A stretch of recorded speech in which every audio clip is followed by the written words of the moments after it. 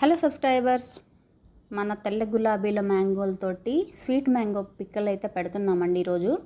చూడండి, ముందుగా మనం ఈ మామిడికాయలను తెచ్చుకొని నీట్గా క్లీన్ చేసుకోవాలి. ముచ్చుకుల దగ్గర బాగా బ్లాక్గా ఉంటుంది. ఒక కళ్ళుప్పు వేసి బాగా రుద్దేసేసి కాయని నీట్గా కడుక్కొని ఫ్యాన్ వేసి ఇలా క్లాత్ మీద ఆరబెట్టుకోవాలండి. కాయలు ఎప్పుడైనా చాలా గట్టిగా ఉండాలండి. కొంచెం క్రాక్ వచ్చినా కూడా మనకి పచ్చడి పాడైపోతుంది. ఇది కూడా మన పెద్ద మామిడికాయ పచ్చడి ఆవకాయ పెట్టుకుంటాం కదండి, ఇంకా ఆ టైప్ అనమాట. ఎక్కడ తడి ఏమి ఉండకూడదు అనమాట. జాగ్రత్తగా పెట్టుకోవాల్సిన పచ్చడి ఇది కూడా. ఎందుకంటే మనకి సంవత్సరం మొత్తం ఇది నిల్వ ఉండాలండి.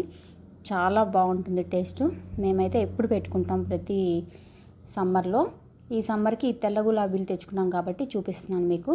చూడండి, కాయలు నీట్గా కడిగి క్లీన్ చేసి పక్కన పెట్టుకున్నాక 4 కప్పుల ముక్కలకి 4 కప్పులు తీసుకుంటే